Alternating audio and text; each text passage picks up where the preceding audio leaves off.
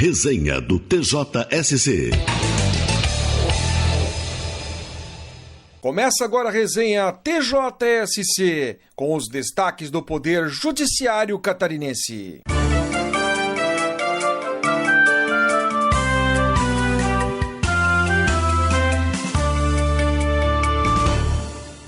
Imunidade parlamentar preserva deputado por duras críticas contra partido adversário. Mais informações com a repórter Gabriela Halpe. A 5ª Câmara Civil do TJ negou danos morais pleiteados por agremiação política que se sentiu ofendida após entrevista concedida por deputado estadual. O material foi publicado em órgão de comunicação regional do Vale do Itajaí. Para tanto, em decisão sob relatoria da desembargadora Cláudia Lambert de Farias, reconheceu que o político estava coberto, na ocasião, pelo Instituto da Imunidade Parlamentar. De outro lado, a Câmara também ponderou que as críticas foram muito mais direcionadas aos líderes do partido na esfera nacional, sem maiores efeitos contra o Diretório Municipal, autor da ação de indenização. Além do mais, lembrou a relatora, sabe-se que os partidos políticos serão sempre suscetíveis a críticas, sem que isso implique necessariamente no abalo da sua imagem perante a opinião pública. A decisão foi unânime.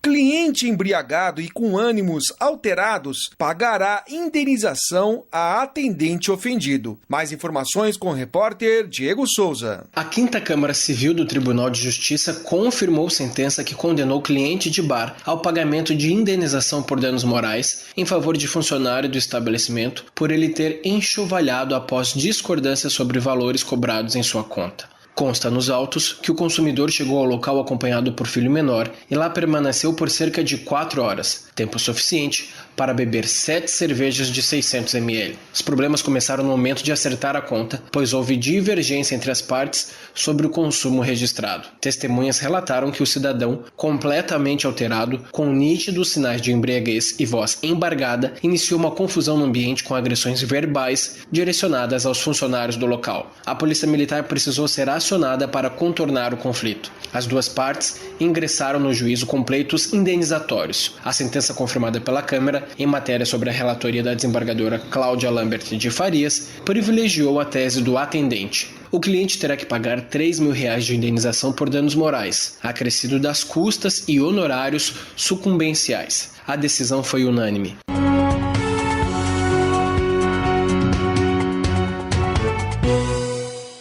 O Pleno do Tribunal de Justiça, em sessão extraordinária marcada para esta sexta-feira, promoverá a escolha de 6 novos desembargadores e formalizará ainda a lista tríplice de candidatos ao cargo oriundos do Ministério Público para posterior envio ao governador do estado. Na mesma sessão, haverá também a escolha de 2 novos juízes para ocupar vagas de efetivo e substituto categoria jurista do Tribunal Regional Eleitoral de Santa Catarina, TRE.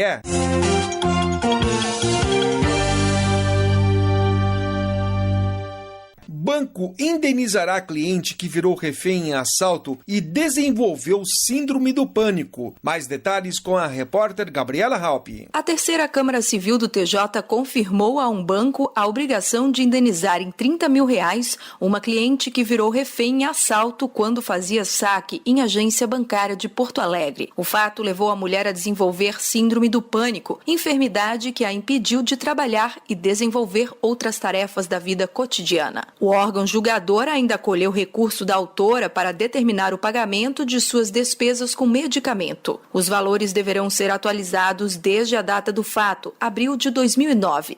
Na ação ajuizada na comarca de Balneário Camboriú, a técnica em edificações afirmou ter sido levada do caixa eletrônico até o interior da agência com arma apontada para sua cabeça. Lá permaneceu trancada em um banheiro com outras pessoas. Desde essa data, passou a ter comportamentos diferentes, perda de peso e não conseguia sair de casa ou falar com outras pessoas, o que levou ao diagnóstico de síndrome e seu afastamento do trabalho. Em apelação, a instituição defendeu não estar caracterizada a responsabilidade civil, assim como apontou carência de provas do dano alegado pela autora. A desembargadora Maria do Rócio Luz Santa Rita, relatora da matéria, acatou o pedido da cliente e ponderou que o banco não demonstrou que a agência dispunha de artefatos capazes de dificultar a ação dos criminosos ou minimizar os prejuízos dela decorrentes.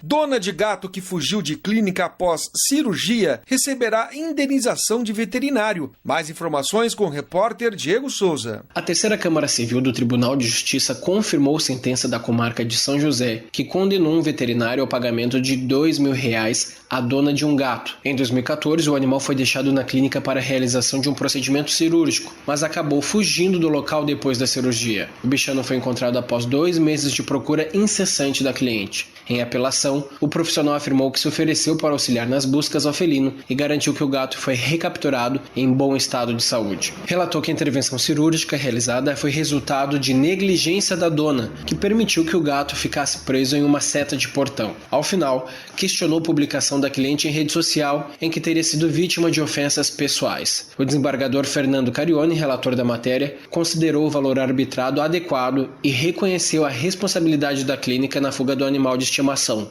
mesmo com a disponibilidade posterior de auxílio nas buscas.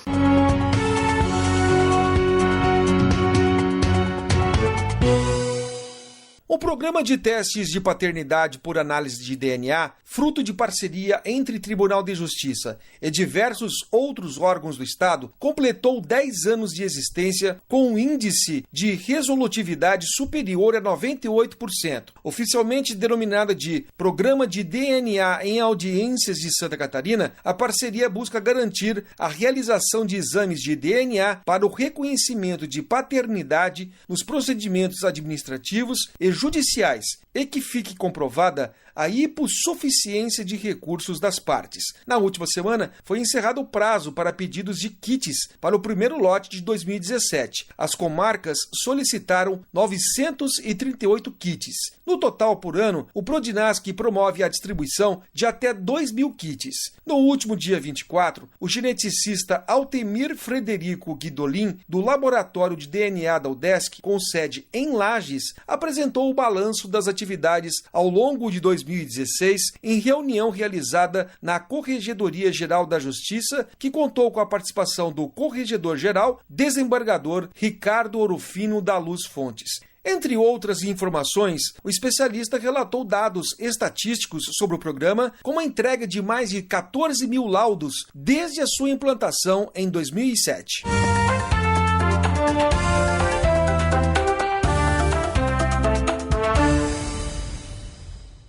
No quadro Entrevista, o repórter Diego Souza conversou com o juiz titular da 2ª Vara de São Bento do Sul, Edson de Oliveira, sobre a desistência de famílias adotantes. Confira a seguir um trecho da entrevista. Doutor, eu primeiro gostaria de abrir pedindo para que o senhor explicasse como funciona hoje em dia o processo de adoção. Eu estou sabendo que aqui em São Bento do Sul o processo é bem rápido, o que diferencia de outras cidades do país, né? Na verdade, São Bento do Sul realmente tem um diferencial que é a velocidade no julgamento dos processos de adoção. Mas isso porque eu tenho uma equipe que me apoia, uma equipe muito boa que me apoia, e aqui, evidentemente, nós não temos o volume de trabalho das comarcas maiores, né? Então, nós somos uma comarca média que consegue dar solução em cerca de 90 dias, nós conseguimos concluir um processo de adoção. E como funciona esse processo, doutor? O processo de adoção começa com a habilitação dos pretendentes junto ao juízo da infância e juventude das suas comarcas, das suas cidades, né, comarcas, e a partir dali eles entram no processo para fazer a habilitação, eles são avaliados psicossocialmente, eles são submetidos ou têm que submeter a um curso preparatório de adoção, previsto no Estatuto da Criança e do Adolescente. Depois é feito um novo estudo social a respeito deles, família, né, ou deles pretendentes à adoção, e em seguida é concluído, e se houver o parecer favorável tanto da equipe técnica quanto do Ministério Público, o juiz acata o pedido de habilitação e faz a inclusão dos pretendentes no cadastro de pretendentes à adoção. A partir dali, ele está apto a receber alguém em adoção. Então, na medida em que vão surgindo as crianças ou adolescentes e de acordo com o perfil que eles preencheram antes, quando se habilitaram, do perfil que eles querem das crianças ou dos adolescentes, idade, cor, se aceitam doentes, se não aceitam doentes, a partir do momento em que esses dados são cruzados e bate o perfil do casal pretendente com a criança que está disponível, então eles são chamados e iniciam um processo de adoção propriamente dito. É dado um tempo, um prazo, que a gente chama de estágio de convivência, que só é dispensado nos casos de recém-nascido, né? E a partir do encerramento desse estágio de convivência, que em geral eu aqui fixo em 30 dias, né? O processo está apto a ser julgado e ser deferida a adoção. Na verdade, assim, ele continua burocrático, mas ele pode ser conduzido com bastante velocidade. Perfeito. E o processo de devolução, de desistência da família adotante?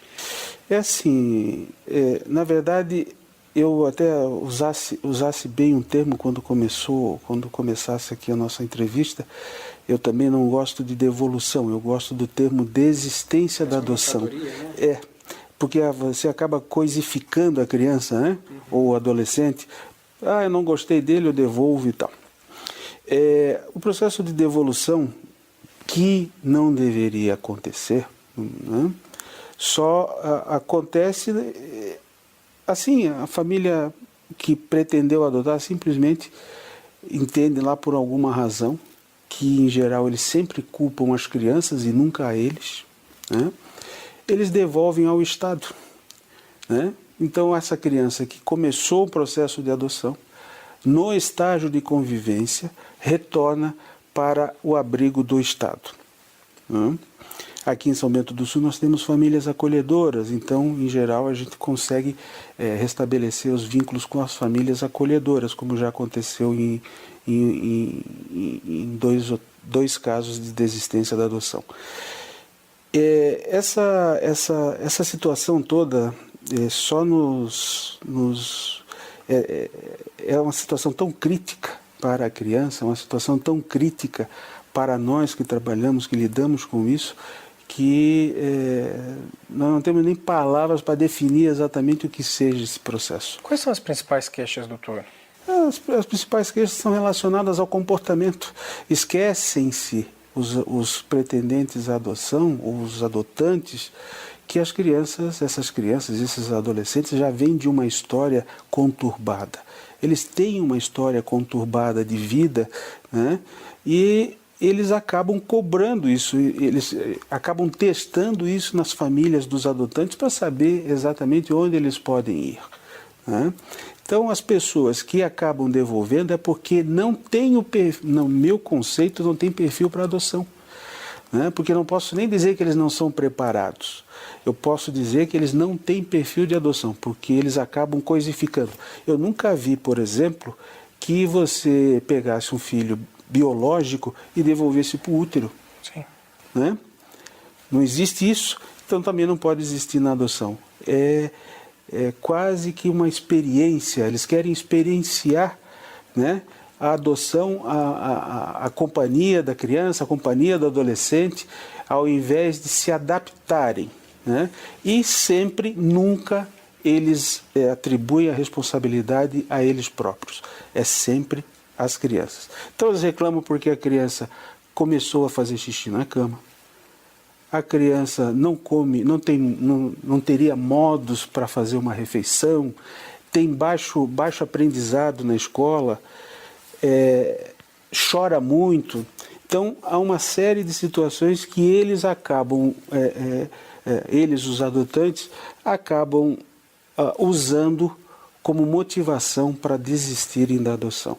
A desistência da adoção é possível no estágio de convivência, ainda que não seja desejável. Que é esse de 30 dias. Que é esse de 30 dias. Porque a partir do momento em que a adoção é encerrada, não tem mais como devolver. né, você passa a ter o poder familiar sobre aquela criança ou sobre o adolescente adotado. Então você não pode renunciar a ele. Você pode até perder o poder familiar por negligenciar os cuidados com a criança ou com o adolescente ou deixá-los em vulnerabilidade. Mas renunciar, devolver, não há como. E essas famílias que desistiram desse processo de adoção, elas voltam para a fila ou são consideradas inaptas pela justiça? Eu vou responder pelo que aconteceu aqui em São Bento do Sul. No caso específico, eu desabilitei. Porque quem fez a devolução, aquilo que eu falei há pouco, não tem o perfil para adoção e não precisa estar no cadastro. A gente tem que entender que essas pessoas, infelizmente, né, não se sabe também por que razão se habilitaram para adoção, né, mas não tiveram sucesso naquilo que eles pensavam. Acho que eles pensavam só no altruísmo, eles pensam que a adoção é só afeto, é só amor, altruísmo. Não. É muito mais do que isso. A íntegra da entrevista pode ser acessada nas redes sociais do Tribunal de Justiça de Santa Catarina.